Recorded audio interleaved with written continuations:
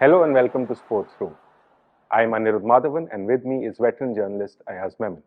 On this episode, we're going to be talking about a 25-year-old from Haryana who is in contention to be India's greatest ever track and field athlete. You know, I'm of course talking about Neeraj Chopra, who just a few days ago won gold at the World Athletics Championship in Budapest, Hungary. Now, my question to you, Ayaz, when we talk about Indian athletics, we talk about legends like PT Usha and Milkha Singh. Where does Neeraj rate among them? And also, I mean, if you look purely at the medals, maybe Neeraj has achieved greater heights, but it's not black and white, is it? Well, it's not black and white, but remember, he's still a very young man. He's only 25, and he's got the Asian Games coming up, the Olympics. So, and as we've been hearing from him, that he's just so determined to win more medals and more glory. So, I mean, Anirudh, when you look at it, he's probably in the, whichever way you look at it, in the top 3 or 4 or 5 already of the greatest sports persons in India. I mean, I would like to include Major Dhyan Chand in this category.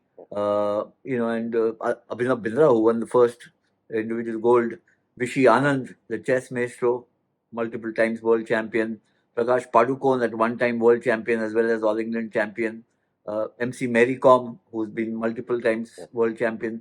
So, I mean, it's a very small cluster that you get. These are the really elite athletes that we produce. PT Usha, you mentioned her. Who can forget her? But when you look at it now, more and more, increasingly, why I think that it's tilting in favor of Neeraj going ahead is that at this young age, he's already won the Olympic gold and he's already won the world championship in javelin. And remember, we're talking of track and field, which was at one point in time thought to be, just not India's domain at all in whichever discipline you might want to consider, barring a couple of medals here and there. It's been a long, long wait to see an athlete from India perform at this level so consistently, at the highest level. Yeah. So, and also to achieve all this in like 4 or 5 years. Like I remember, I was sent to cover the 2018 Asian Games, which is where he won gold, and you could already feel a sense of this kid who's going to be explored on the world stage. It was already there. But now my question is like, having you said he's a world champion, he's the Olympic champion, he's won the Diamond League. So what does he do now? Where does he go from here? Like, how do you motivate yourself? Like, do you go for another Olympic gold, or do you go past that magical 90-meter that everyone wants him to go? I mean, look, there are inspirations and role models that he could follow. For instance, Usain Bolt. He had a long and distinguished career, didn't he, Bolt?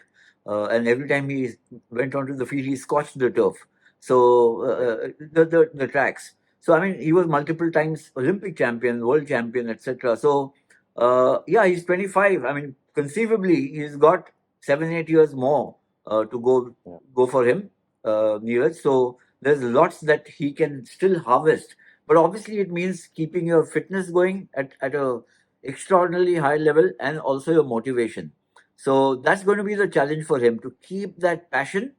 Passion is one thing, then you keep your body fit and then your mind fit, because these are all three different aspects of a champion's journey. And as the old truism goes, that you might reach the top, but staying there is the harder than reaching there, isn't it? Yeah. So while we talk about his performances on the field, there's also this camaraderie between him and the Pakistani thrower Arshad Nadeem. It's a new age kind of India-Pakistan rivalry, isn't it? It is, and it's very pleasant. It's pleasantly surprising and surprisingly pleasant, if you know what I mean. Because everybody would expect them to be going hammer and tongs at each other and growling and scowling and whatever else. And here you have each one backslapping the other and encouraging the other. Yeah. I think it's wonderful to watch. I might just say that even in the days when Milkha Singh was India's top runner, there was a Pakistani athlete, I think Abdul Khalik his name was, and they had this great rivalry. Of course, Milkha surged way ahead. And here too, Neeraj is ahead of Arshad, but I think Arshad, every time you hear him speak, you hear that how much Neeraj is inspiring him. So he's now dogging Neeraj for the top honors, and obviously we've got some serious challenges for these two guys from the subcontinent. from European contenders. So this is going to be a fascinating next 4-5 years, I think, to watch these two guys, how they, in quest of their own medals and glory, they take this journey from here, and also how they stave off the threat from the Europeans. Yeah, yeah. Talking about this new age India-Pakistan rivalry, we move on to the more traditional one.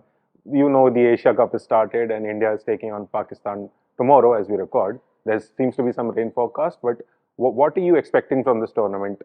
Is it just a build-up to the World Cup or is it more? I think it's a build up to the World Cup, and therefore it's extremely important. I mean, if there was no World Cup, this could have had, of course, it has a meaning. India Pakistan match and a title to be won, even if it's Asia Cup, is big. But if it is followed by the World Cup, then I think it becomes enormously big. I must just kind of mention here, while you mentioned some of the greatest, or who's the greatest Indian athlete, you might want to throw a sprinkling of cricketers also in that mix. I don't think you mentioned there, whether it's a Gavaskar or a Kapil Dev or a Tendulkar, whoever. I'm saying that in that. But overall, when you look at it, you can get about 10, 12 names from whom, whether Neeraj is the best or not is a matter of open debate now. But as I mentioned, I'm already kind of leaning quite heavily towards him to be, at this point in time, very soon the greatest, if he is not already one. But that apart, the Asia Cup, I think, the first match we saw of this tournament, Pakistan versus Nepal, very one-sided match as one would expect. But I thought Pakistan's performance was intimidating in many ways. This is against the Minnows to win by 200 plus runs. You might say that it's not a big deal. But I thought that the serious threat for India is, who? Is Babar Azam, is Mohammad Rizwan, and there's Shaheen Shah Afridi, Naseem Shah and Haris Rauf. And all of them were in top form. And India are in a bit of a bother because, they're coming in the wake of injuries to some key players. Batting lineup especially is going to be put to scrutiny by these bowlers. While the spotlight is on, and in the subcontinent, we all love batsmen and batting averages and centuries and what have you. So the spotlight is on Babar Azam versus Virat Kohli versus Rohit Sharma. But I think this match could actually be, between Afridi, Naseem Shah, Rauf, and Bumrah, Mohammad Shami. I think these are how they perform could really hold the key as to how this match goes. Yep. So that is happening tomorrow. And also, as we've talked about Neeraj, again, he has the next event lineup. He's competing in the Diamond League tonight. So please do watch that. And as for this episode, that's it. See you next time. Thank you.